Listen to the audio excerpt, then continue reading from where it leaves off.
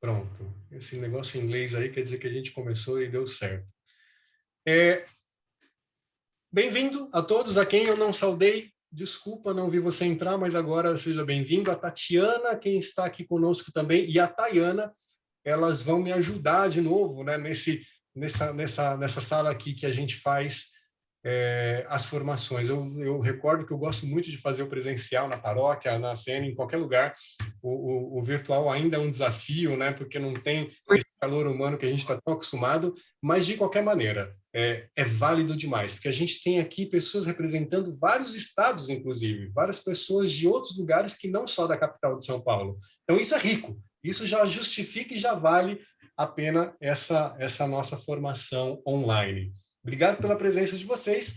E hoje nós vamos falar, então, continuando a escatologia, né, da Igreja Católica, nós vamos falar sobre o juízo particular, tá bom? Só que antes da gente entrar no assunto propriamente dito, eu fiquei devendo algumas coisas para vocês semana passada. As perguntas foram bem legais e eu não quis me atrever em uma delas porque eu foquei tanto na questão da morte que vocês me pegaram lá quando falaram da mansão dos mortos e tudo mais. Eu fui fazer uma pesquisa rápida, né, sobre a questão da mansão dos mortos. Estudei sobre isso, mas sabe aquele assunto que você não volta? Pois é, mansão dos mortos foi uma delas. Está no nosso credo, inclusive, mas eu não fui profundo nesse termo da nossa igreja. E mansão dos mortos, gente, então significa o quê? Eu vou tentar explicar porque todas essas partes da escatologia, elas são complexas, elas são profundas, elas não são eu falei isso para vocês, não é uma matemática bem resolvida. Então a gente sempre vai se aproximar, mas a gente nunca vai contemplar o que de fato é. Mansão dos mortos se entende todas as mortes, todos os falecidos antes da ressurreição de Cristo. Então, todo mundo que morreu antigamente, antes de Jesus, eles iam para um local ou uma situação. Não vamos falar local, senão a gente pensa na questão física do espaço, né? Que a gente está muito preso na questão espaço e tempo. Não sei te dizer, não posso te afirmar nunca que é um local, mas é uma situação. Então, Mansão dos Mortos era uma situação onde todas as almas iam e permaneciam lá para sempre, para sempre. O que era lá? Era sofrimento? Não, a gente não pode falar isso porque tanto na Mansão dos Mortos ia os bons e os maus. Então, quem se condenou em vida ia para a Mansão dos Mortos. Quem foi Abraão, Moisés, também para a Mansão dos Mortos, percebe? Todos foram para a Mansão dos Mortos, que é essa situação onde ainda não havia a ressurreição de Cristo. Por isso que Cristo, quando ressuscita, ele visita a Mansão dos Mortos como quem vai resgatar todas as almas que estavam aguardando ansiosamente aquele momento. E a partir dali elas passam pelo processo que a gente está, inclusive, estudando aqui. Vão passar pelo juízo particular, elas talvez já tenham se purificado, aquelas que não vão ainda ter que purgar os seus pecados para poder entrar no céu, e aquelas que querem, de fato, uma vida sem Deus, vão conhecer, portanto, o inferno. Então, Mansão dos Mortos é justamente essa realidade aonde iam as almas antes da ressurreição de Cristo. Com Cristo muda tudo, gente. Jesus abre a porta da comunhão com Deus. Então, nós não tínhamos livre acesso à ressurreição. Claro que a ressurreição é dos últimos tempos, né? A gente está mais ou menos entendendo todas essas coisas agora. Mas é com Jesus que muda a configuração. Esquece a mansão dos mortos, porque agora nós vamos, depois da morte, para o juízo particular, e eu já contemplo Deus face a face. A visão beatífica já é possível desde o juízo particular. E a galera que estava na mansão dos mortos não haviam ainda conhecido a Deus. Estavam esperando ansiosamente esse encontro. Tá? Não sei se eu me faço claro, mas a questão Mansão dos Mortos fica, então, como esse local, situação, antes de Cristo, aonde todas as almas iam e ali aguardavam a redenção, a vinda de Deus, para que elas pudessem ser, então, colocadas cada uma no seu devido lugar. Salvação, perdição, tá?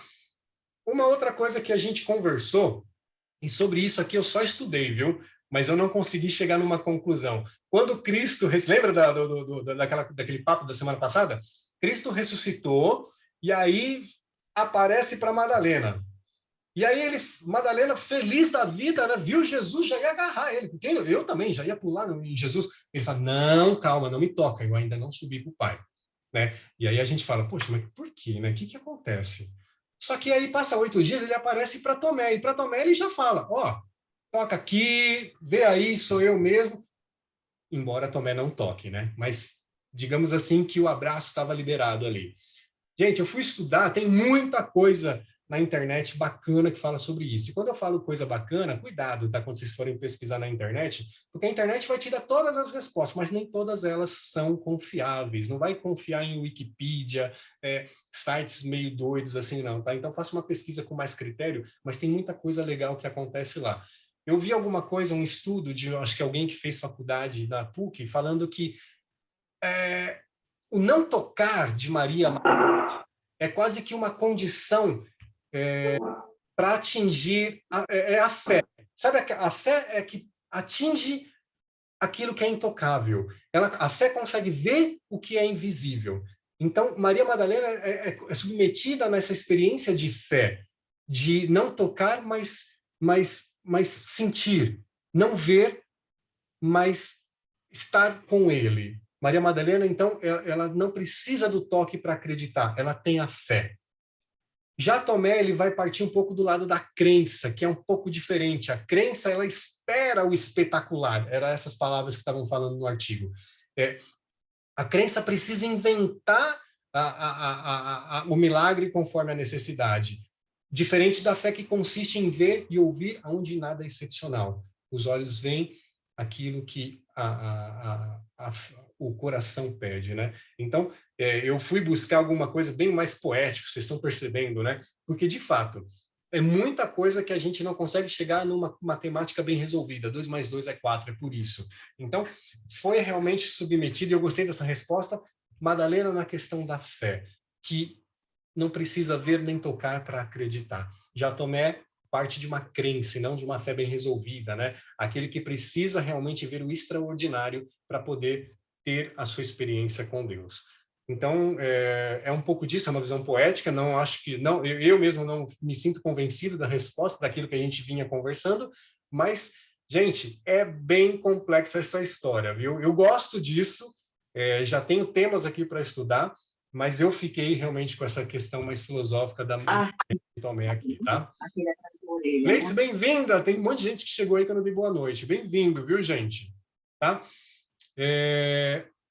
Retomando o nosso encontro da semana passada, bem rápido, viu?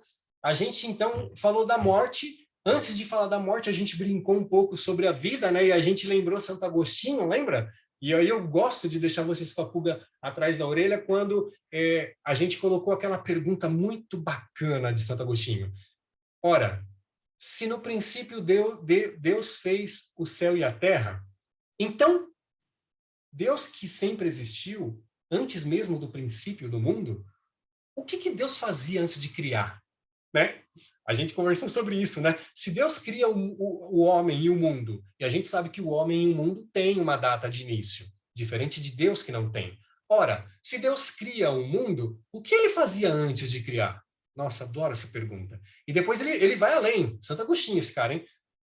Que foi que fez com que Deus mudasse de ideia? Se Deus estava lá todo tranquilo, dentro da família Trindade, porque Deus é família, né? O Pai, o Filho e o Espírito Santo é família, em algum momento ele mudou de ideia e ele cria o homem e cria tudo que existe.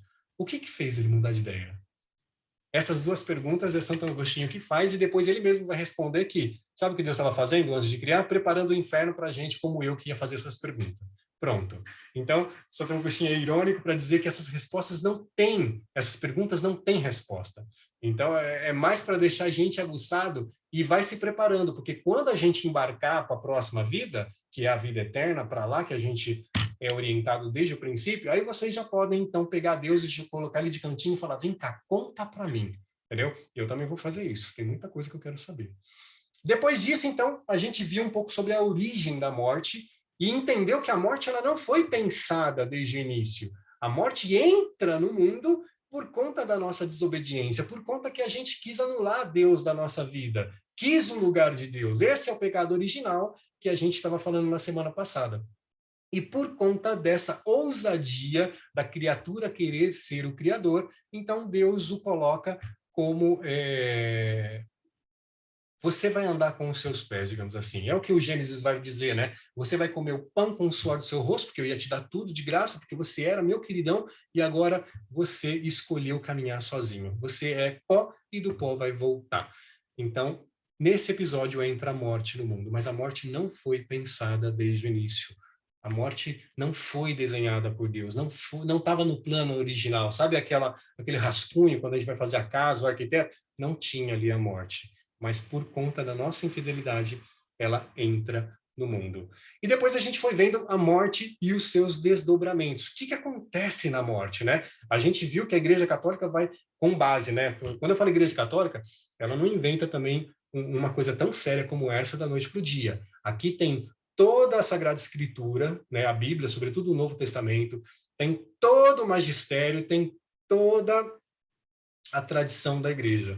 Tomando essas três fontes, a gente conseguiu chegar muito próximo daquilo que acreditamos, daquilo que temos como céu, daquilo que temos como morte, daquilo que temos como vida eterna. Então, na ocasião de morte, a gente viu então que o corpo se separa da alma, o corpo se degrada e a alma imortal continua e vai, inclusive, hoje, no nosso encontro de hoje, se encontrar com Deus, que é o nosso encontro de hoje, esse encontro da nossa alma com Deus.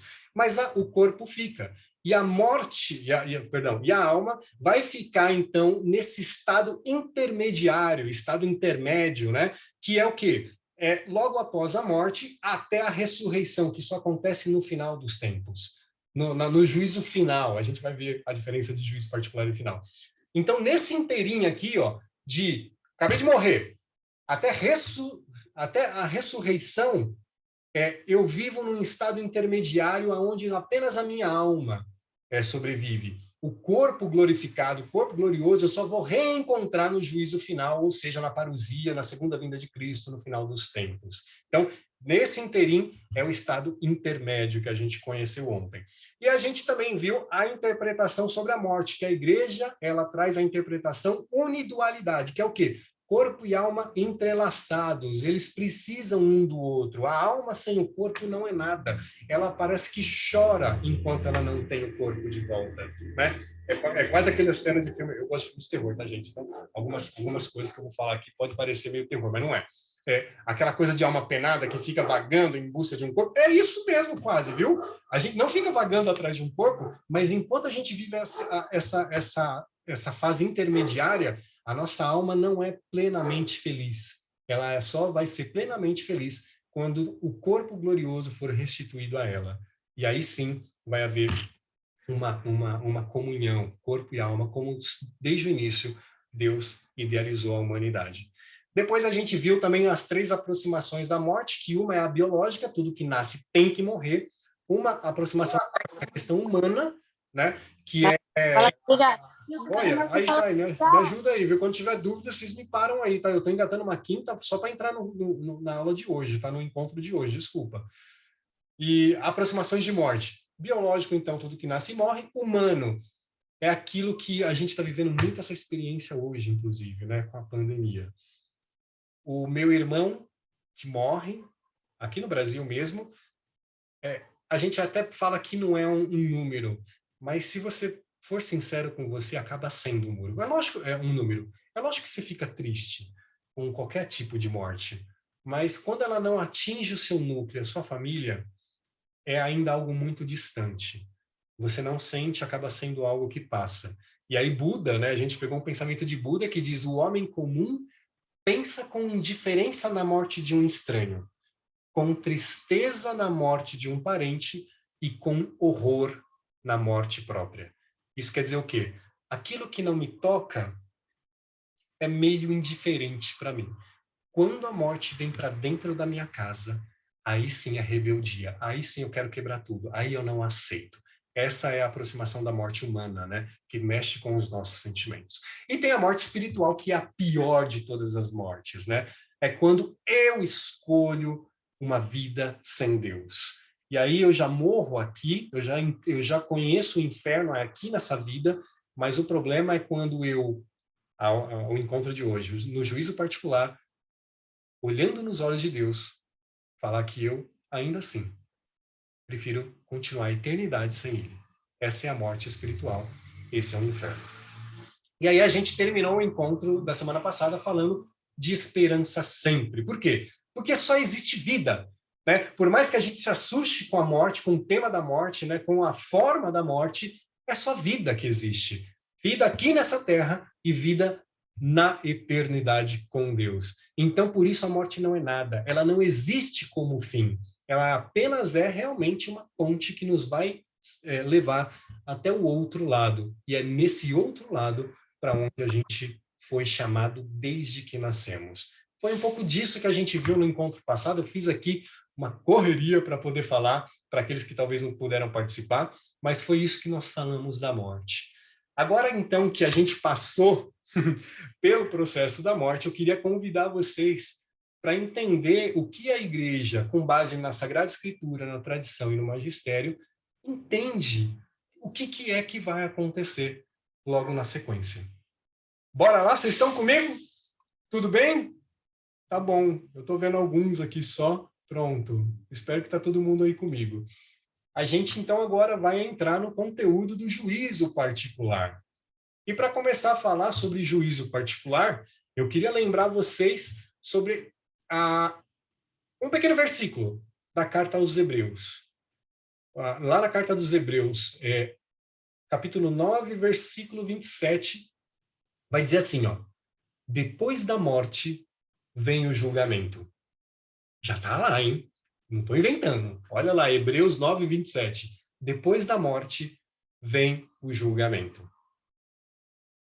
Já começa pistas, né? Inclusive lá atrás, nas cartas, no Novo Testamento, já começa a trazer elementos que vai servir para a gente legitimar esse encontro com Deus logo após a morte. Tudo, por isso, tudo que a gente faz em vida vai aparecer de forma transparente após a morte. É a hora da grande verdade, gente. E ali não tem como esconder nada. Somos transparentes. O que tem de certo, o que tem de errado, após a morte, nesse julgamento, está tudo sobre a mesa. É no juízo particular que vai acontecer a última chance para cada pessoa escolher a Deus. Eu posso ter negado Deus a vida inteira. Eu posso ter sido a pior das pessoas. Mas ainda assim, eu tenho uma última chance nesse juízo particular. Eu queria que todos entendessem isso como uma graça e não como uma injustiça. Porque muitas vezes a gente olha para a vida que teve e para as injustiças que passou e você exige que aquela pessoa pague. E Deus não esquece disso. E a gente não está falando que essa pessoa não vai pagar, que você e eu também não vamos pagar pelos nossos erros. Isso não está agora colocado sobre a mesa. O que a gente está dizendo é que mesmo eu sendo esse pior dos piores, eu ainda tenho uma última chance de me salvar no juízo particular.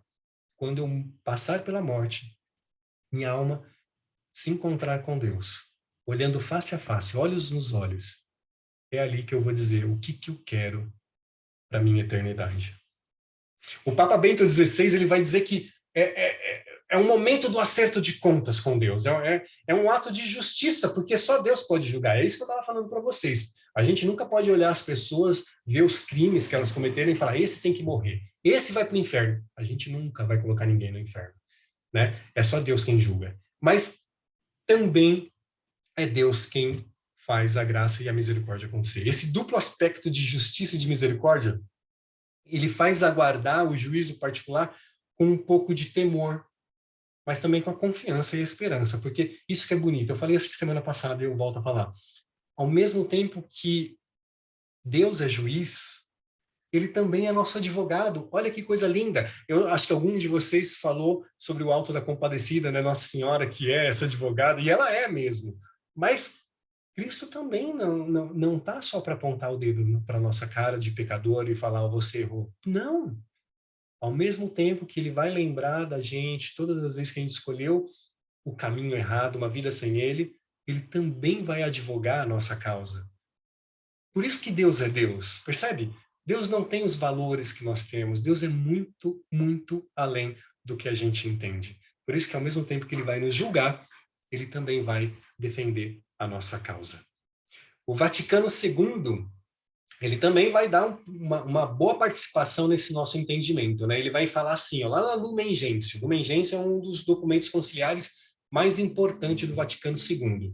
Lumen Gentium 48, tá? Vai dizer assim, ó, antes da gente reinar com Cristo, todos vamos comparecer diante do tribunal dele, para que cada um receba o que tiver feito por meio do seu corpo, ou bem ou mal. Pronto. Aí um dos maiores concílios, um dos mais importantes concílios da igreja, legitimando esse juízo particular que a gente vai ter logo após a morte. Então, gente, eu queria que vocês percebessem que cada um de nós, e olha para você agora, né? Não olha para o teu irmão, vai receber o que tiver feito em vida, por meio do seu corpo. É o corpo quem nos move, né? Nós não somos almas penadas, é o corpo que nos movimenta, mas é a nossa alma, é a nossa consciência quem o manda fazer o bem ou o mal. E o bem e o mal que eu tiver feito, é sobre isso que eu vou conversar com Cristo logo após a minha morte. Pois é, depois da gente comparecer nesse tribunal, olha que coisa, você tem 3 destinos. Quando você vai para o tribunal, para o juiz particular, a gente sai dali com o passaporte já carimbado para 3 possibilidades. Ou você vai para o céu, meu irmão, direto. É difícil, mas muitos santos conseguiram essa condição de ir direto para o céu, sem a necessidade do purgatório, que é o segundo destino. Céu, purgatório, ou então você pode escolher, porque Deus respeita o livre-arbítrio até nesse momento, para sempre. Eu prefiro uma vida sem Deus, ou seja, o inferno. Então, no juízo particular, vai ter essas 3 possibilidades para todos nós: céu, purgatório ou inferno. Esse último, como eu estava falando, se caracteriza, então, pela total ausência de Deus. Isso é o inferno. Claro que tem uns pormenores, a gente até pode falar sobre isso no último encontro, nem quis preparar um encontro sobre inferno, e sim sobre céu, mas a gente pode, sim, no último encontro, conversar, falar um pouquinho sobre inferno também. E para se ter uma noção sobre essas possibilidades, não de locais, né? Eu tenho que mudar o vocabulário aqui. Não de destinos para um local físico, mas para uma localidade e situação, né? Vamos colocar a palavra situação. A gente vai ver, por exemplo, no Evangelho de Lucas, no capítulo 16, na parábola do rico e do pobre Lázaro. Lembra dessa parábola? O pobre que ficava à beira da mesa com as feridas sendo lambidas pelos cachorros morre e vai para o céu, fica com Abraão e está tudo de bom. Aí quem morre é o rico, que inclusive nem tem nome nesse evangelho, só Lázaro. Portanto, só Lázaro é reconhecido por Deus. O rico que não fez o evangelho acontecer, não acolheu, tratou com indiferença o irmão, ele é colocado numa situação diferente. E eu não estou dizendo que é inferno, porque o evangelho não fala inferno, mas é uma condição diferente. Lázaro conseguiu o céu e o rico não. Então a gente viu que há destinos diferentes. Aqui já não há mais, por exemplo, a mansão dos mortos, como a gente estava falando no início, né? Onde todo mundo ia para o mesmo balaio e ficar esperando a vinda de Deus para poder separar o joio do trigo. Aqui não. Aqui, logo depois que a gente morre, a gente já tem, portanto, um destino diferente. Uns para o céu, uns para o purgatório, e alguns escolhem mesmo o inferno. Tá? Outra passagem que a gente entende isso, o bom ladrão, né? Os que foram crucificados, um à direita, um à esquerda. O que pediu lá perdão para Deus ali na hora já conheceu o céu. O outro não teve essa mesma humildade, portanto, não acessou o céu daquela mesma maneira. Talvez mais tarde, passando pelo purgatório, não sei. Mas a gente já percebe, portanto, que são, sim, destinos diferentes que um ou outro toma depois que passa pelo juízo particular. Tudo bem até aqui? Tá? Ô, Thay, você me ajuda, né? A Tatiana acho que também está aí, né? Ela pode me ajudar, não sei se a conexão dela está boa. Se tiver perguntas, podem falar no chat, pode ligar o microfone, é uma partilha, gente. A gente está conversando e é rico quando vocês entram também para poder conversar. Enquanto isso, se está tudo bem, se vocês estão entendendo, eu engato a quinta e vou embora, tá? Tá bom. É isso. Diácono. Oi, Gustavo aí. Eu tenho uma dúvida. E aí? Eu lembro que eu ouvi uma frase algum tempo atrás, há muito tempo atrás, na verdade, não lembro quem foi, sinceramente, mas eu achei bastante interessante.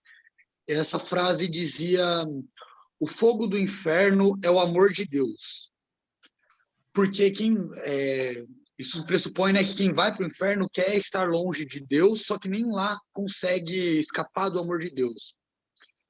Eu não sei se essa frase ela é teologicamente correta ou me marcou bastante, mas eu queria saber, Deus se faz presente também no inferno?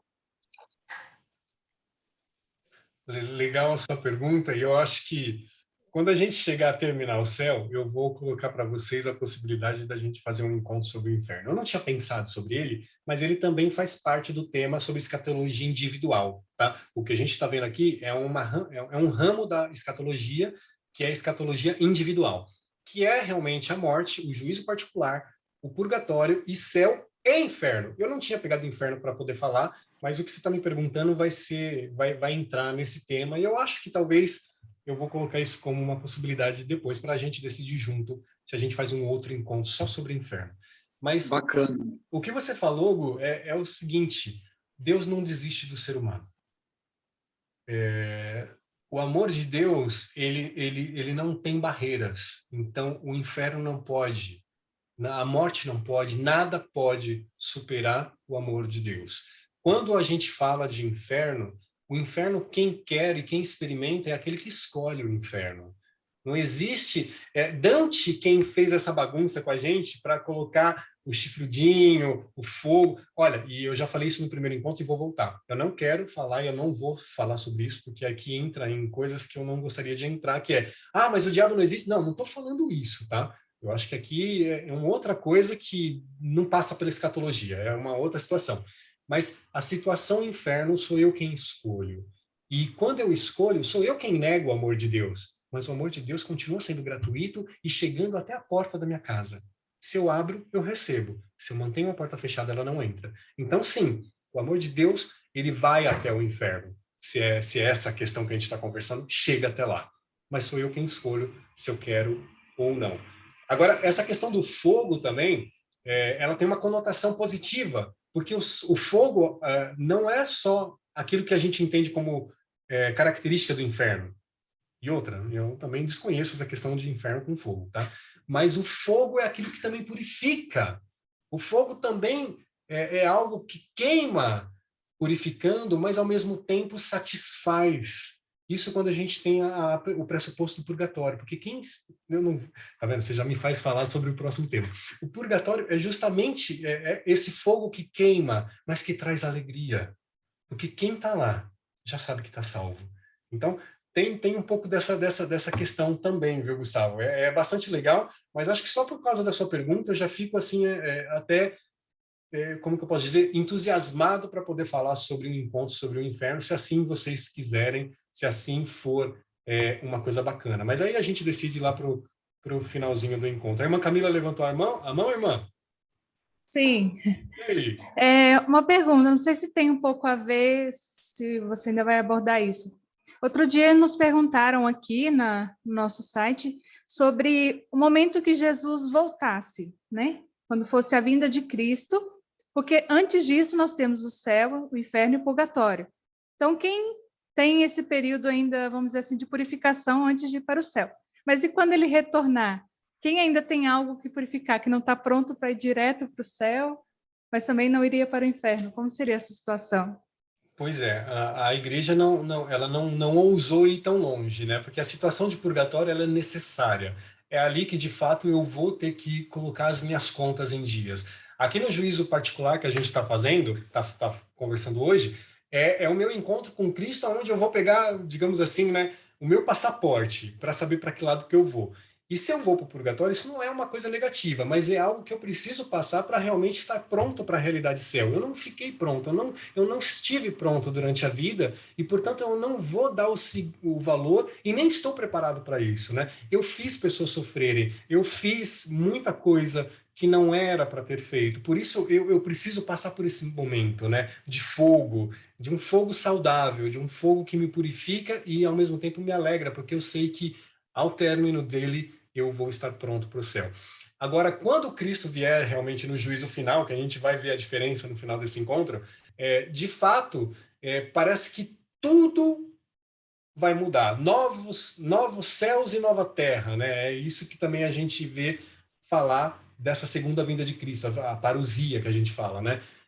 Aí não precisa mais, não vai existir mais inferno, porque mesmo os que estão lá agora vão ter forças para falar que querem a vida com Deus, porque vai terminar todas as estruturas que a gente conhece. Mas ainda assim, essa justiça de Deus ela vai ter que existir. Porque eu não posso pegar as pessoas despreparadas da vida de hoje e levá-las para o céu, né? Eu acho que tem um artigo que vai sair do Padre Martin, aqui na Ajuda Igreja que Sofre, se eu não me engano já saiu agora em novembro, e ele fala que o céu precisa existir, porque é lá que eu tenho a certeza que a justiça vai acontecer. Crianças abusadas, a perseguição, mortes injustas, e que não passaram por um tribunal e muitas vezes nem vão passar por um tribunal aqui em vida. Seria muita injustiça que essas pessoas ganhassem o céu pela misericórdia de Deus. Aliás, a gente vai falar sobre isso ainda. Deus nem seria Deus se ele fosse um Deus tão bobo que tudo perdoa. Percebe? A misericórdia pressupõe justiça. Então, falar sobre o purgatório quando Jesus voltar, não, acho que não mais. Mas que vai existir uma purificação para essas pessoas que ainda não estão preparadas. Essa é a fé da igreja, essa é também a minha fé. É uma fé de justiça e misericórdia. Então, acho que sim, irmã. Não sei se eu me fiz claro, mas é um pouco isso. Tá? Tudo bem? A Vera está em... Tomara que ela me escute aí também. Olha que bom. Oi, alguém vai falar? Tem alguns comentários aqui no chat. Uhum. A Isabel coloca assim que ela acha que o amor de Deus não chega no inferno, que São Gabriel expulsou do paraíso Lúcifer e companhia, e ela também não quer ficar falando ou ouvindo sobre o inferno. Ela já se posicionou aqui. É isso, Isabel, é isso.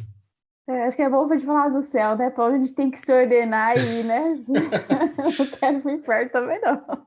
Mas olha, Thay, mas é uma coisa assim, ó, a gente tem curiosidade, isso é normal, isso é fato, né? Eu falava um pouco com a minha sogra e o tema da morte, o tema do pós-vida, claro que é algo que mexe com a gente, porque é iminente, a gente vai passar. E no decorrer da vida, você começa até a se preparar um pouco mais para isso, né?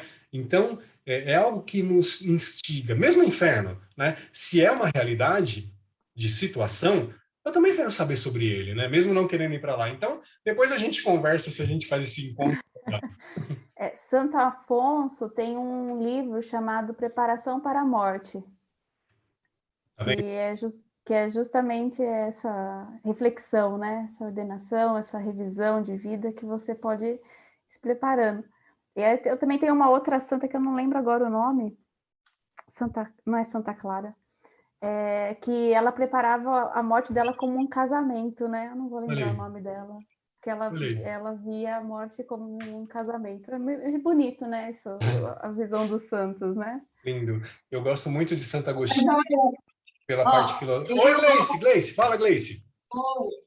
Eu, ao contrário da Isabel, eu gosto de falar do inferno, porque quanto mais eu falo do inferno, mais eu tenho certeza de que eu não quero ir para lá. Ótimo! Eu também, viu? Eu não falo do inferno, mas também nem quero ir para lá. Pronto. Obrigado, Gleice. A Maria Júlia colocou aqui também. Vou fazer uma pergunta bem primária, humana. Como o bom ladrão vai para o céu, ele não pagou por seus erros? Porque estava falando que Deus é misericordioso, mas que pagaremos por nossos erros. E ela complementa aqui depois, fico imaginando que o purgatório deve bombar, né?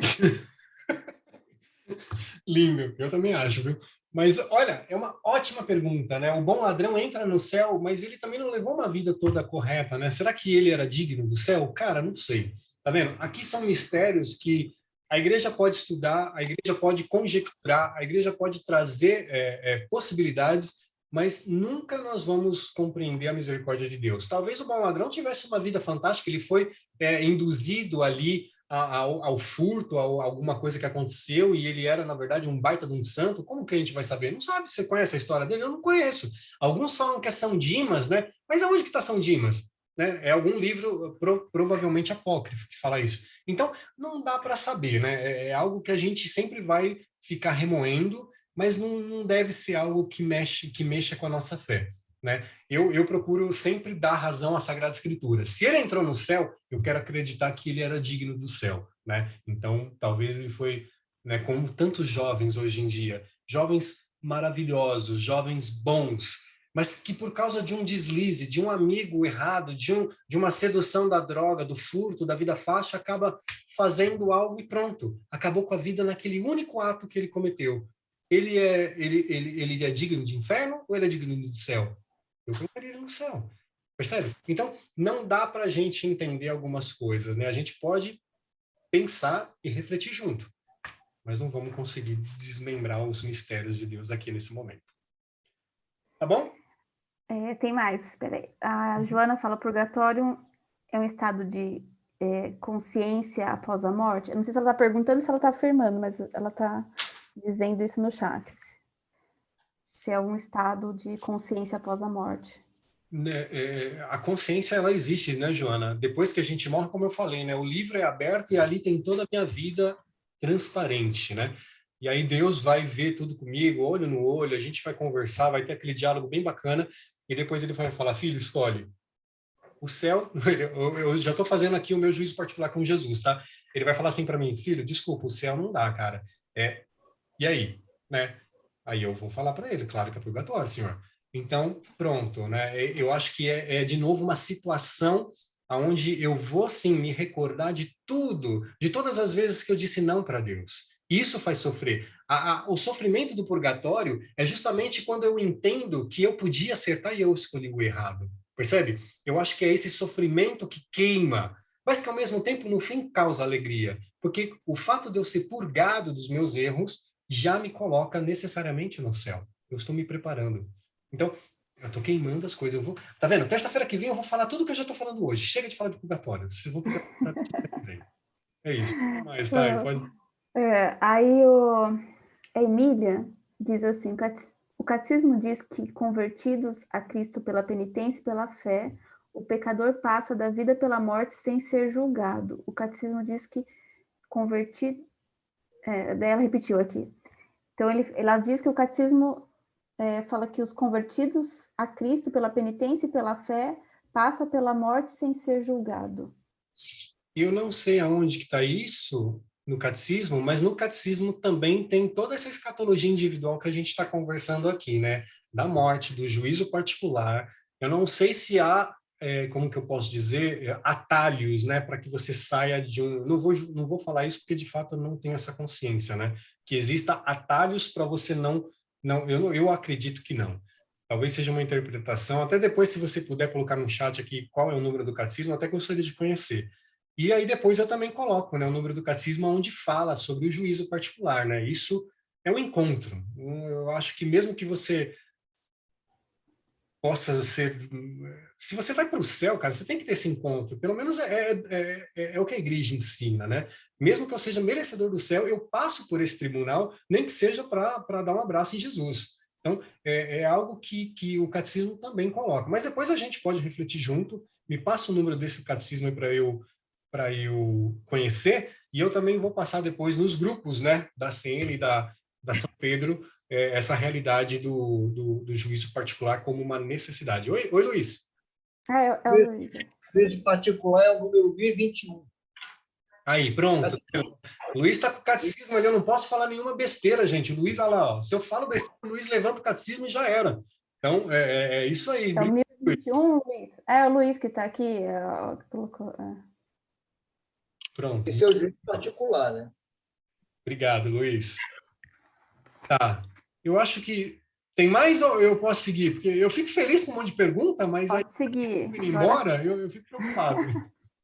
Agora acabou, pode ir. Ai, tá bom, vamos lá, porque ainda tem mais um pouquinho. Esse conteúdo, inclusive, é um dos mais simples e menores. Que bom que tá dando esse entrosamento entre a gente, mas tá bom. Olha, vamos falar um pouquinho da perspectiva. A gente tem que aproveitar o professor. Luiz, obrigado. Mas olha lá, agora a gente vai começar então a falar um pouquinho da perspectiva do juízo, que na verdade a gente já tem em vida. Eu acho que às vezes a gente não tem essa compreensão, mas isso é bacana de falar, porque o juízo particular, que é esse encontro com Deus que vai acontecer logo após a morte, ele já começa agora, na vida. Está acontecendo aqui nesse exato momento. Percebe? O juízo particular é um evento que sucede após a morte, vai decidir o nosso destino, como a gente conversou. Mas a gente já está sendo julgado no tribunal da nossa consciência. E ainda em vida, como a gente falou, todas as nossas ações, que são boas ou más, elas são registradas como num livro e elas vão produzir em nós um efeito perene, que de certo modo vai nos constituir, vai nos acompanhar. Então, o que eu quero dizer com isso? Aquilo que também até o budismo vai falar. E outras religiões também vão falar. Hinduísmo, eu não sei se espiritismo também fala, mas é aquela lei do karma. Já ouviram falar, né? Todo bem ou todo mal que você faz vai trazer consequências para você. Entendeu? Então, isso é um pouquinho também daquilo que nós... Não estou falando... O karma parece que vai falar na próxima existência, né? Na próxima encarnação. Não, não é esse o sentido. Mas nós temos esse karma para uma vida toda. Né? Se eu fiz o mal, aquele mal me acompanha para sempre, né? Até realmente eu apresentar essa maldade que eu fiz para Deus. A mesma coisa o lado bom da vida, que as coisas boas que eu fiz, isso vai me acompanhar para sempre. Por mais que eu mesmo tenha esquecido daquela boa ação que eu fiz, Deus não esqueceu, está registrado no livro, e no juízo particular ele vai abrir lá e vai falar, tá aqui, filho, eu não esqueci. Percebe? Esse é uma lei do karma a lá catolicismo, né? Que não é um karma que vai acontecer na próxima encarnação, não existe isso, mas é um karma que vai nos acompanhar para ser apresentado, de fato, no juízo particular. Por isso, minha gente, presta atenção, a gente já está sendo julgado nesse exato momento. O que a gente vai apresentar no juízo particular, lá cara a cara com Deus, vai ser tudo que a gente já está vivendo em vida. E contra fatos, não há argumentos. Lá diante de Deus, não adianta falar, mas Senhor, eu fiz isso aí porque...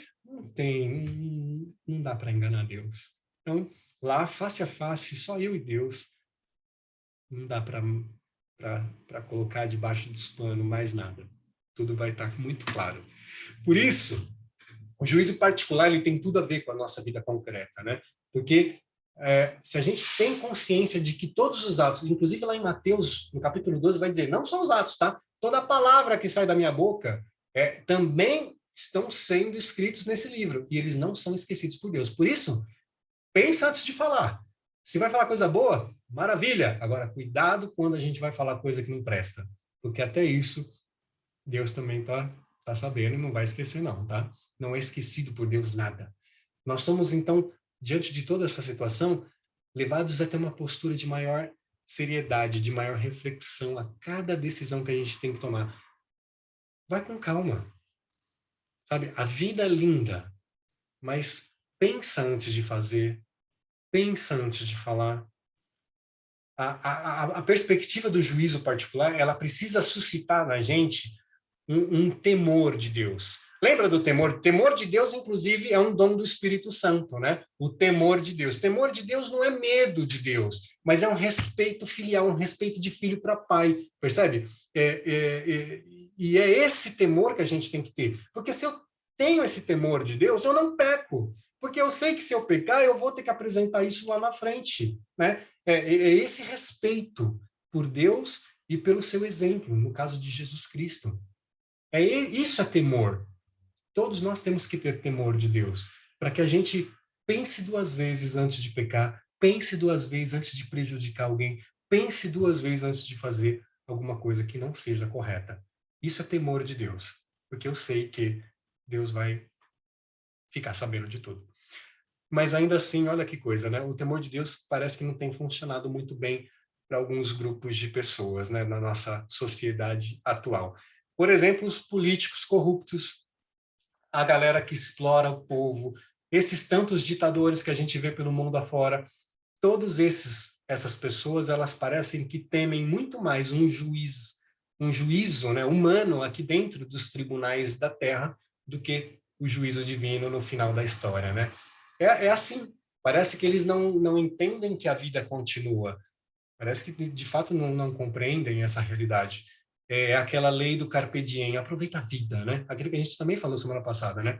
Se não tem uma vida que vai vir, então vamos aproveitar, vamos ser corruptos mesmo, vamos pegar isso. Eu acho que é um pouco disso que eles acabam assumindo na vida, mas, infelizmente, pela nossa fé, a gente bem sabe, a vida continua e eu vou ter que dar uma resposta sobre tudo isso que eu estou fazendo. Enfim, independente. O juízo particular, ele exige e anima, então, a gente a ter uma postura ética, né, diante dessa sociedade. Não tem jeito. A gente tem que responder por todo ato, diante de um tribunal humano que é falível, então, por isso, a gente não se preocupa tanto, mas diante do tribunal de Deus, que é infalível, sim. Esse eu não tenho dúvida que tudo vai ser colocado às claras. Por isso, eu volto a fazer um pequeno parênteses aqui, porque para recordar também o que a gente já falou. Falando de tribunal, falando de juízo, né? Eu não quero dar a entender que Deus é um cara sádico, né? Que gosta da maldade, que gosta de ver o homem se ferrar. Não é isso, né? Pelo amor de Deus, não é isso. Mas Deus é justiça. Então, também o que a gente já conversou. A misericórdia é nata em Deus, mas a justiça também. Tudo bem? Tá tudo bem até aqui, gente? Vocês estão... Tá bom. Se vocês quiserem dar uma esticada nas pernas, eu acho que vale também, viu? Pronto, eu também fiz isso. Eu queria entrar praticamente nos últimos assuntos, tá? Você vai falar alguma coisa? Tem mais um comentário aqui do André e da Joana. Vamos?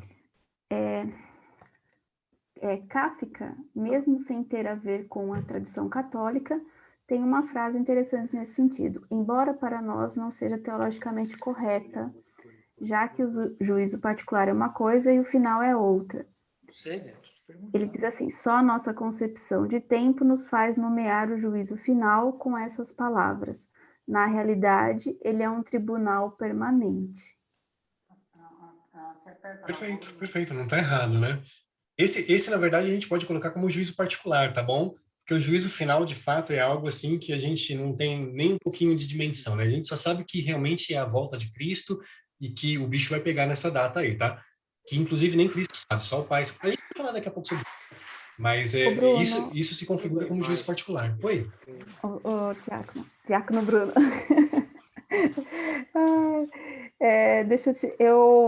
Eu já ouvi falar, assim, em alguns momentos, que esse juízo particular, a gente, né, se vê, como você falou, essa transparência, né? Nas intenções, no que eu fiz de bom, no que eu fiz de ruim, que eu tô ali transparente mesmo. Eu vou, olha, aqui você achou que você fez um bom, mas na sua intenção você tinha aqui o seu orgulho falando, sua vaidade, né?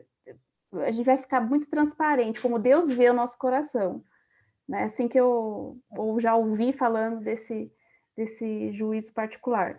E também já ouvi falando do juízo final como algo que a gente vai conseguir entender essa atitude que a gente teve na sociedade.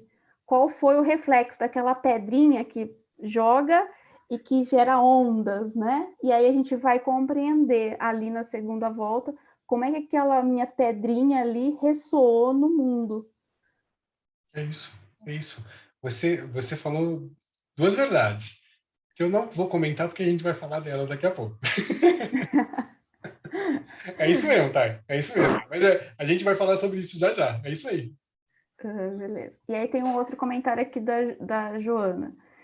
Essa história que existe um anjo que escreve tudo de ruim e o outro que escreve tudo de bom que a gente faz, existe? Eu nunca gosto de falar algo que existe ou não existe, né? Quando eu entrei na faculdade de teologia, os professores falavam assim, Joana, a pergunta errada que você vai fazer nas aulas é falar se isso existiu ou não existiu. Isso não importa. O que importa é o que Deus quer de mim com essa história, né? Tá vendo? Muda a configuração, né? Muitas coisas na Bíblia não existiram, elas são metáforas. Mas isso não perde a essência do texto, porque, na verdade, Deus quer me falar através do texto. É isso que eu tenho que me ater, na mensagem que Deus quer me passar. Então, não somente se aquilo foi histórico ou não. Então, a questão do anjinho aí, na verdade, eu nunca tinha escutado isso, tá? Mas eu não vou dizer que não existe ou que existe, mas que Deus sabe de todas as coisas. Isso se encontra realmente registrado lá no HD do computador de Deus, eu não tenho dúvida. Agora, se é um anjinho que fica digitando, não sei também, né? Mas eu acho que é uma história bonita que a gente pode até fazer as catequeses para criança. Assim, eu não vejo problema, não é algo ruim que a gente passaria, não. Tem mais, hein? Dá tempo? A gente fala. Vamos mais uma, só para eu terminar. José. Pronto. Vamos mais uma aí. Roberto, você quer falar alguma coisa, Roberto? Não. É que eu deu um probleminha aqui no meu celular e a Débora estava dando uma ajeitadinha aqui. Obrigado. O Roberto é sem a Débora, viu? Meu Deus do céu. Que bom que ela existe, viu, Roberto? Graças a Deus. Pronto, vai para a pergunta aí. O que foi, Thay? A Isabel faz um comentário que ela pensa que o juízo particular está muito ligado ao sacramento da confissão, né? O exercício de tomar consciência, que também é uma forma da gente poder se ordenando, né? Sim. Ao longo da nossa vida. Tá certo, Isabel. Uhum. O tempo só existe para nós, seres humanos. Em Deus, a do José, tá? Em Deus, a eternidade. O tempo de Deus, o Kairos, segue numa dinâmica diferente da nossa. Ou seja, em Deus não há tempo e nem espaço, mas há eterno instante. Nesse sentido, está correto afirmar que o juízo ocorrerá depois da morte? Segunda pergunta, os verdadeiros mártires necessitam de julgamento? Uau! O juízo acontece depois da morte, né? Não sei, José, não sei se eu entendi direito, mas sim, de qualquer maneira, o juízo acontece. Porque como não existe tempo para Deus, né? Sim.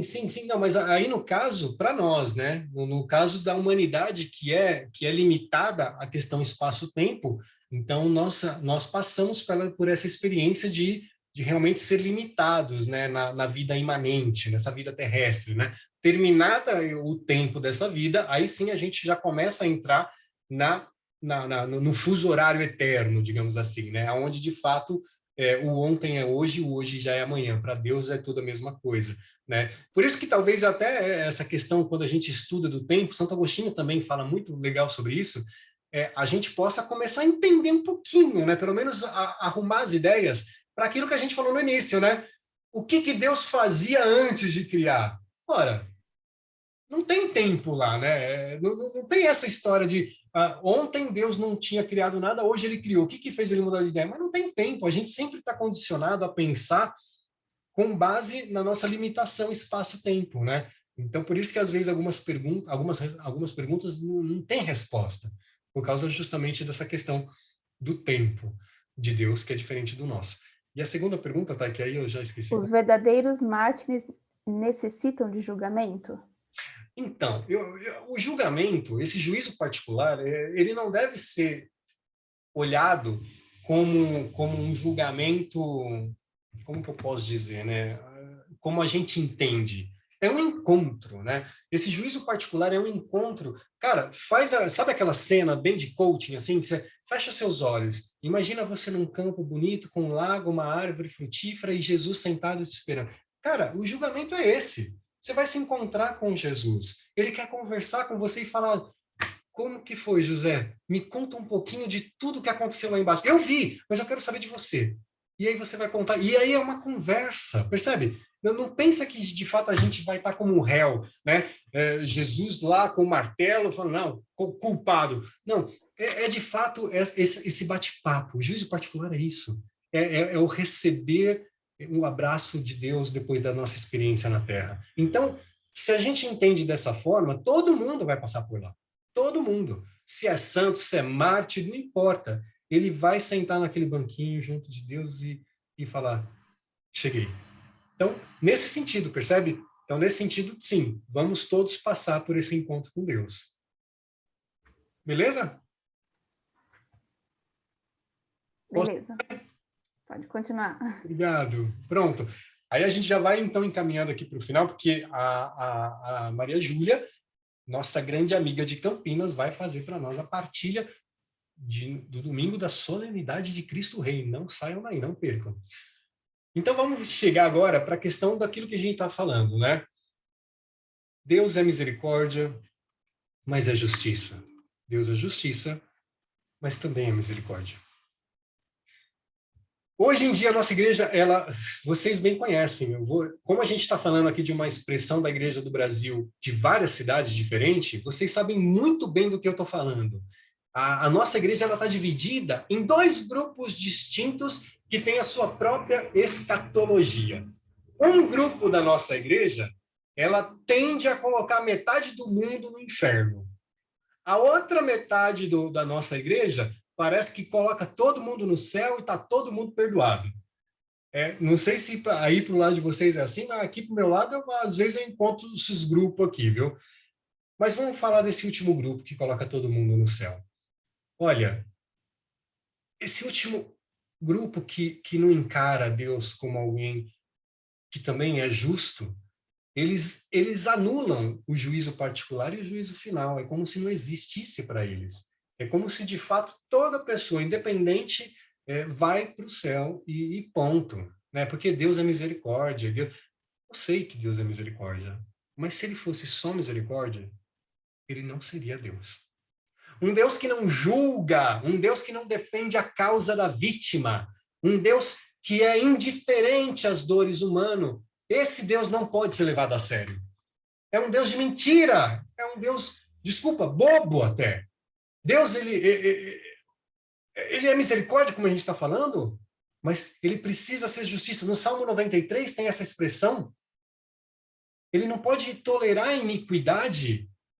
A grande teologia, e aí a teologia verdadeira, ela sempre manteve junto esses 2 atributos divinos, da misericórdia e da justiça. Eles são entrelaçados. Né? Deus é o nosso advogado, mas também é o nosso juiz. Deus é amor, é misericórdia, mas ele também é justo. Né? E aí vem uma teologia moderna e separa essas 2 atributos, né, da misericórdia e da justiça, e fica só com a misericórdia, dando ideia que Deus é fraco porque ele muito ama. Eu não tenho dúvida que Deus ama todos vocês, que Deus me ama do jeito que eu sou, os problemas que eu tenho. Deus é apaixonado por mim, tanto que ele morreu para dar vida por mim. Mas ele não é também tão bobão assim a ponto de não saber julgar o certo e o errado. Deus precisa corrigir para ser levado a sério. São Bernardo de Claraval, ele tem um pensamento bem bacana que vai ao encontro disso que a gente está falando. Doçura sem justiça não é virtude. Olha que coisa. São Bernardo de Claraval, ele vai dizer então, doçura sem justiça não é virtude. Um Deus bonachão, feito vovô, que tudo compreende, tudo perdoa, ele não é digno de fé. É um Deus sem interesse, não vale a pena. Percebe? Por isso que a gente tem que começar a entender, de fato, que Deus ele é misericordioso, e isso eu não vou nunca falar contra, pelo contrário, porque se também não fosse, não seria Deus, né? Mas ele também é justo. E esse é um Deus, se ele fosse apenas misericórdia, esse é um Deus que vai acabar morrendo, sufocado por excesso de piedade. Sabe quem disse isso? Nada mais, nada menos que Nietzsche, né? Um dos grandes ateus, o filósofo alemão, lá no livro Assim Falou Zaratustra, né? Um Deus só misericórdia, ele acaba morrendo sufocado por excessiva piedade. A verdade é que a própria ideia de amor pede o julgamento. Sem julgamento, o amor de Deus é um amor barato, é um amor de brincadeira. Mas pelo contrário, e isso também está no catecismo, inclusive, depois o Luiz pode confirmar aí. São João da Cruz, ele percebeu essa realidade de Deus justo e misericordioso e ele escreveu essa conexão nessas palavras. No entardecer da nossa vida, seremos julgados sobre o amor. Julgamento e amor. Percebe? Nós vamos ser julgados, sim. Pelo amor de Deus. O mesmo que nos julga é o mesmo que também nos defende. Não tenham medo, gente, do juízo particular. Não tenha medo dessa conversa com Deus. Mas tenha certeza que Deus sabe de tudo. E Deus sabe se a gente está pronto para o céu. E se a gente não está pronto para o céu, ele quer nos tornar prontos para o céu. Por isso, talvez a gente tenha que passar num estado anterior ao céu para poder se preparar para isso. Mas, por favor, aqui nós somos 30 pessoas. Não escolham uma vida sem Deus nunca. Às vezes o pecado pode nos dar a impressão de que eu não sou digno da misericórdia de Deus, que Deus, na verdade, ele é muito bom para amar alguém como eu, e por isso eu não vou mais para a igreja, por isso eu não vou rezar, e aí aos poucos eu vou me afastando de Deus e levando uma vida sem Ele. Não, isso não. Essa é a condição do pecado que faz a gente sentir que não somos dignos de Deus. Mas, na verdade, mesmo quando somos os piores, Deus quer e é louco para nos dar um abraço. Deus é louco de amor por nós, mesmo quando eu me sinto o pior dos piores. Tá bom? E aí eu termino, e aí eu abro aí a nossa partilha bem rápida para também ir para o Evangelho, sobre a diferença entre juízo particular. Já está no final, tá, gente? Diferença entre juízo particular e juízo final, porque isso também é algo que a gente se confunde, tá? O juízo particular a gente viu hoje, ele é um encontro entre eu, alma, e Deus. Quando eu morro, o meu corpo se degrada, eu vou ter um novo corpo glorioso só na ressurreição dos últimos tempos, só no juízo final, até lá eu sou alma. E é essa alma que vai se encontrar com Deus, esse é o juízo particular, logo após a morte. Já o juízo final, como a gente falou, ele vai acontecer na segunda vinda de Cristo. Por que segunda? Porque Cristo já veio, Cristo se encarnou, viveu, morreu, ressuscitou. Então Cristo já veio, mas a Bíblia nos diz que Cristo virá uma segunda vez. E é nessa segunda vez, chamada como parousia, aonde todos nós vamos ressuscitar. E é nesse momento que vai ser o juízo final. Novas terras e nova terra e novos céus irão acontecer. E esse dia, só o Pai sabe quando vai rolar. Nem Jesus sabe. E vai ser aí sim a Tayana falou, e aí que eu queria endossar o que ela falou. Somente aí, no juízo final, que a gente vai compreender o sentido último de toda a obra da criação e de toda a história. É aí que tudo vai ser claro para nós. Sabe aquela pergunta, por que Deus criou? Que a gente falou no primeiro encontro, inclusive, e aí a teologia vai dar uma forma poética de responder, porque Deus muito amava, e esse amor não se continha nele e se derrama na criação, né? Não, a gente vai, talvez, no juízo final, entender tudo. Por que Deus criou, por que Deus nos ama, por que Deus deu a vida, por que todas as coisas na história. E é ali que a gente vai perceber os caminhos admiráveis pelos quais Deus, na sua providência, conduziu tudo e a todos. Se a gente está aqui, se a gente chegou onde chegou, bem ou mal, é porque também Deus quis fazer parte da nossa história. Mas a gente só vai entender isso depois que a gente passar por essas experiências pós-morte. O juízo final, então, vai revelar como a justiça de Deus triunfa sobre todas as injustiças. Hoje, quando a gente vê tanta coisa ruim, a gente fala, até quando, Senhor? Está tudo registrado. E é no final que Deus vai triunfar sobre todas essas injustiças cometidas aqui, nessa terra. E ele vai provar que o amor dele é muito mais forte do que a morte. Amém? Tá bom? Chega! Falei demais hoje. Ah, e tem alguma coisa ou eu posso jogar para a Maria Júlia para a gente já ir para o segundo? A Geisa pergunta se isso é dogma. Eu não sei se é do juízo particular que ela está dizendo, mas é como José... eu não lembro quem que falou do catecismo, né? Está no catecismo, na parágrafo 1021 e 1022, falando sobre o juízo particular. Se alguém quiser depois. Agora, eu não me recordo, inclusive eu tenho a cabeça muito, muito fraca para decorar a maioria dos dogmas da igreja.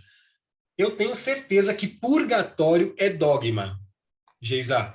Agora, eu não me recordo se juízo particular, se essa escatologia que a gente está trabalhando, ela também é dogma. Eu sei que ela é, sim, a verdade de fé que a igreja traz, mas eu não sei se é uma verdade de fé como dogma. Purgatório, eu tenho certeza. Agora, eu posso confirmar sobre juízo particular. Eu não tenho, eu não posso afirmar isso agora porque eu não me lembro, viu, Geisa? Mas purgatório, sim. Tá bom, depois a gente vê. Ah, Geisa, obrigado. Que bom que você está aqui, viu? Ah, eu tô. Que bom, que bom. Eu acho que é até legal, né, Bruno? Lá no catecismo, né? A gente falou do catecismo, né? O artigo 12, né? Então, fala toda essa parte do creio, né? Creio na vida eterna, vai falar justamente disso, do céu, do juízo particular, né? É bom sempre dar uma lida, né? Eu reforço, né, o que eu falei no primeiro encontro. Não vou falar em todos porque é muito repetitivo, mas a bibliografia que eu estou usando tem praticamente toda a base no catecismo, né? Eu falei e repito, eu não estou trazendo coisas novas, eu não estou trazendo nenhuma novidade, eu estou trazendo o que é ensinado pela Igreja Católica há muito tempo e está no catecismo, né? E além do catecismo, eu trabalho com outro livro que ele aprofunda alguns temas, né? E eu acho bem gostoso a forma com que esse livro foi trabalhado. Passei no primeiro encontro, depois eu passo de novo, se alguém quiser tomar nota, não tem problema, mas não é novidade. Tá no catecismo aí, mas é gostoso partilhar, né? Não estou falando que vai lá no catecismo e aprende vocês. Não é isso não. Mas é para dizer que tá lá, não é novidade. Mas é muito gostoso poder partilhar sobre esses temas, né? E é isso que a gente está fazendo. Por isso que o tema formação, palestra, não, eu não gosto de nenhum desses. Isso aqui é uma partilha, porque eu não estou inventando nada. Tá tudo lá. Se vocês estudarem, pegar o livro, vocês vão ver que tá tudo lá. Isso é uma partilha entre amigos. O que mais? E a Isabel só tá, que eu acho que o comentário dela anterior, ela falou que quem expulsou Lúcifer foi São Miguel, e São Gabriel foi quem fez a anunciação. Ah, Isabel, tá vendo? Não mistura os arcanjos. Caramba. Obrigado, Isabel. Obrigado. Acho que agora terminou, né, gente? Não sei, nem tem mais ninguém aqui com a mãozinha levantada. E a partilha é aberta, né? Eu sei que falta 15 minutos, eu não gosto de atrasar, né? Mas a partilha é aberta. Se vocês quiserem falar, liga o microfone, fiquem à vontade. Quer escrever no chat, a Time ajuda muito, né? Mas é um espaço para nós mesmo, né? Então fiquem muito à vontade. De qualquer maneira, eu já vou então agora introduzindo a Maria Júlia. Ela é voluntária da Ajuda à Igreja que Sofre, ela mora lá em Campinas, no interior de São Paulo, e eu pedi muito, muito carinhosamente para que ela pudesse fazer a partilha do Evangelho para nós. E ela se prontificou, falou, deixa comigo. E então é isso, nós vamos agora, se você tiver a liturgia diária aí na sua mão, quem puder fazer a leitura do Evangelho, vai ser muito bem-vindo. Mas não é o Evangelho de hoje, lembrem, né? Nós fazemos a meditação do Evangelho do domingo que vai vir. Portanto, solenidade de Cristo Rei. É esse o Evangelho que a gente vai ler agora e a Júlia vai fazer para nós a partilha. Alguém pode ler para nós que esteja com a liturgia aí fácil, o Evangelho de domingo? Ô, Bruno, eu coloquei no slide aqui, se alguém quiser ler na tela também. Bota no slide aí, alguém se aventura a ler já, pronto. Alguém que tem uma voz bem bonita, todos têm, eu sei disso, mas alguém que possa ler para a gente esse evangelho aí, por favor.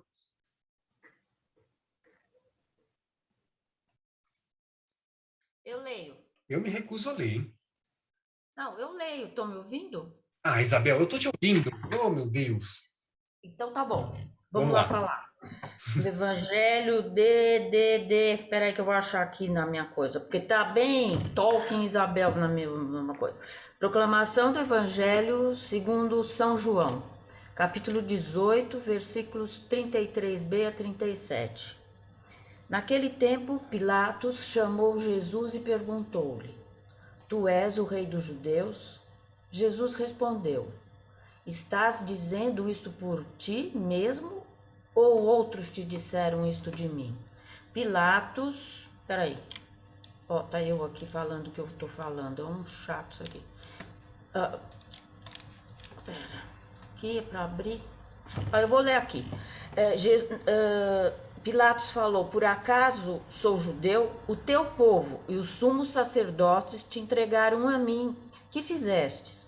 Jesus respondeu: O meu reino não é deste mundo. Se o meu reino fosse deste mundo, os meus guardas lutariam para que eu não fosse entregue aos judeus. Mas o meu reino não é daqui.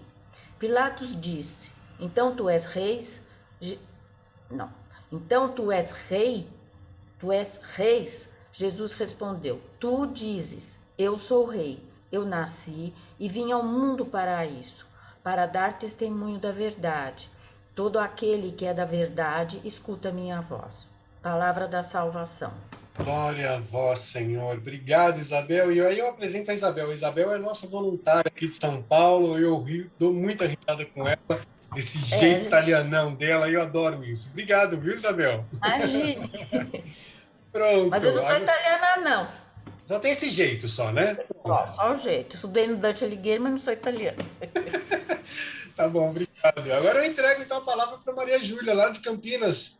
É tudo com você, Maria Júlia. Lembra, eu repito, a troca, a partilha que a Maria Júlia traz para nós é de coração. Não tem certo e errado. É o que esse evangelho disse para ela. E ela vai partilhar com a gente. Bem-vinda, Maria Júlia. Obrigada, Bruno. Estão me ouvindo? Sim. Na verdade, assim, eu fiquei um pouco preocupada quando o Bruno pediu, porque eu vejo aqui que vocês, assim, têm muito conhecimento, muito vivência, né? Provavelmente, claro, mas... e eu estou aqui fazendo o curso, mas, assim, eu estou com mais dúvida do que com... com certezas, Bruno. Mas, assim, eu tomei isso como um ato de amor também e também para sair de mim mesma, né? Então, assim, eu vou dizer o que eu achei, mas, assim, é muito simples, né? Não é como a Thay fez, assim, né? Mas, enfim, é para ser um ato de amor mesmo e para um pouco me colocar, né? Então, quando essa passagem, na verdade, ela sempre me tocou muito, porque ela parece que coloca a gente tão assim contra a parede, né? E a gente estava falando essa coisa aí de juízo e tudo, então ela sempre me traz isso, né? Mas porque é nessa primeira parte aí, né, que Pilatos diz, mas eu sou judeu, né, o teu povo, né, que está dizendo isso, e parece que às vezes a gente se coloca assim, né, parece que a gente se coloca fora, que a gente não é católico, cristão, né, e parece que às vezes a gente fica de fora assim, né, e meio também querendo julgar, mas não olhando para si mesmo, né, e como assim, como pulando fora, sabe? Às vezes essa passagem me chama atenção nesse sentido, né? De rever mesmo, né? Como é que a gente se posiciona muitas vezes, né? E depois, quando ele fala também, né, que quando Jesus responde, né, eu nasci e vim ao mundo para isso, para dar testemunho da verdade. Todo aquele que é da verdade escuta a minha voz. Então, esse é outro ponto também que me chama atenção, porque quantas vezes a gente não tem esse amor a Deus, né, e ao próximo, e parece que a gente não se coloca na verdade, né? Parece que a gente não faz parte desse grupo, né? Todo aquele que é da verdade escuta a minha voz. Então, isso para mim também é muito forte, se ouvir Jesus, né? E assim, e tudo para mim caminha muito para o que a gente acabou de falar hoje, né? Para a história do juízo particular, porque perdi o fio, mas aquela hora que você estava dizendo, né, Bruno, de vamos, né, vamos ouvir Jesus, vamos, né, o pecado que às vezes nos coloca fora, né, de achar que a gente é muito pecador e tal, e aí a gente parece que não quer voltar, né, e ficar no amor, né, Então, eu acho que é bem isso aí, né, da gente realmente, assim, lembrar disso, né, aquele que é da verdade ouve a minha voz. Então, da gente sempre voltar a esse ponto, né, quer dizer, de ouvir a voz de Deus e de recomeçar, né, então, isso para mim é muito forte, porque, não vou contar aqui toda a história, mas, assim, até falei um pouco para o Bruno na mensagem, quando a gente estava conversando, eu passei, assim, esses últimos anos, né, anos mesmo, 3, 4 anos, talvez 3, com uma crise de depressão muito forte, né? E assim, e eu já trato depressão há muitos anos, né? Mas assim, nunca tinha acontecido isso, de eu ficar anos, né? E foi muito difícil mesmo, muitas situações tal, foi muito difícil eu viver esses 3 últimos anos. Agora, graças a Deus, há uns meses eu tô bem. Mas assim, para mim, sempre foi essa coisa assim, de voltar para Deus, porque tomo remédio, já fiz 1000 coisas, tratamentos e terapias e não sei o que lá, mas assim, e isso eu falo também para as pessoas, né? O que me sustenta é a fé, é Deus, porque assim, você vê que tem hora que nada mais faz efeito, né? E então, para mim, foi isso, sabe? Essa frase aí, tudo aquele que é da verdade escuta a minha voz. Então, esse ouvir Jesus, voltar para Jesus, e para mim é um pouco isso, sabe? Nos últimos anos. Recomeçar, recomeçar, recomeçar. E quando você falou isso, né? Não vamos nos deixar levar pelo pecado de achar que a gente não é amado por Deus e agora não adianta mais. Mas esse recomeçar, recomeçar. Então, foi muito legal quando você disse isso, porque eu acho que às vezes a gente tem essa tentação, né?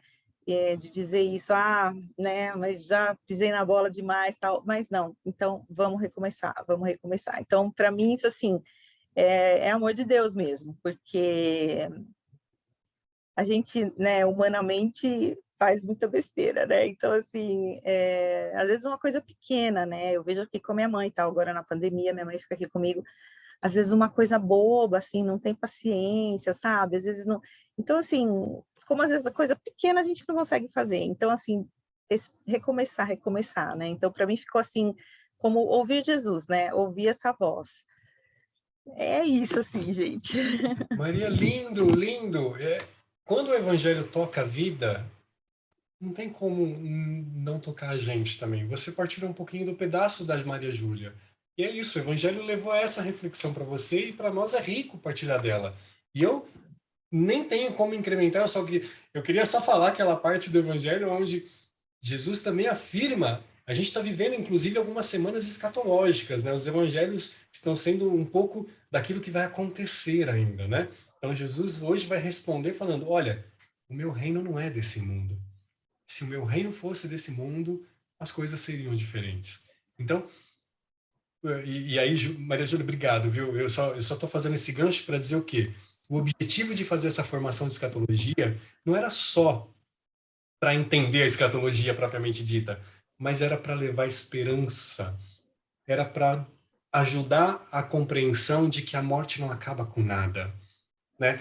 A gente está vivendo um período muito triste da nossa história, perdendo pessoas que a gente ama, né? Tendo aquela perspectiva da morte que muitas vezes aconteceu dentro da minha casa, e às vezes eu quero realmente ser rebelde porque eu não aceito essa morte, mas essa formação eu entendo como importante por conta do que você falou, Maria Júlia, é um voltar para Deus, porque a morte não acaba com essa perspectiva. E é por isso que a gente tem que falar sobre a morte. É por isso que a gente tem que falar o que acontece, pelo menos aquilo que a igreja entende como pós-morte. E é por isso que hoje a gente conversou sobre esse juízo particular, que na verdade não deve ser entendido como um tribunal que vão apontar o dedo para nossa cara, mas é essa conversa num banco, numa praça, onde só vai estar eu e Jesus. E ele vai querer me escutar um pouquinho. Conta como que foi para você. É isso. Maria Júlia, obrigado. Foi lindo. Obrigado a todos vocês. Agora eu já vou fazendo as considerações finais aqui, porque vocês têm muita paciência de me escutar durante todo esse tempo. E nem tem vídeos bonitos pulando confete, alguma coisa, mas a gente está aqui. Obrigado pela paciência, obrigado pela partilha de vida, por ligar a câmera. Obrigado por vocês estarem aqui. Faz sentido. Deus é muito bom. Eu quero deixar, então, vocês aguçados, porque no próximo encontro, terça-feira que vem, a gente fala sobre purgatório. Vocês tiraram muito de mim já sobre purgatório nesses encontros, mas tem muita coisa que vocês não tiraram, que eu só vou falar na terça-feira que vem, tá bom? Eu vou terminando, falta 5 minutos ainda, mas eu sei que o Brasil está jogando com a Argentina, tem um monte de gente aí com pressa para ver o jogo, dá para pegar o segundo tempo, tá bom? Mais uma vez, obrigado. Eu já vou me despedindo de vocês, a gente pede então a bênção de Deus para ter uma boa noite de sono e amanhã, um novo dia, né? Deus nos presenteia com mais um dia para dele a gente fazer o que de melhor a gente puder. O Senhor nos conceda uma noite tranquila e no fim da vida uma morte santa. Em nome do Pai, do Filho e do Espírito Santo. Amém. Que Deus os abençoe. Boa noite. Até terça-feira que vem. Tchau, gente. Boa noite, tchau. Obrigada. Obrigado, parabéns.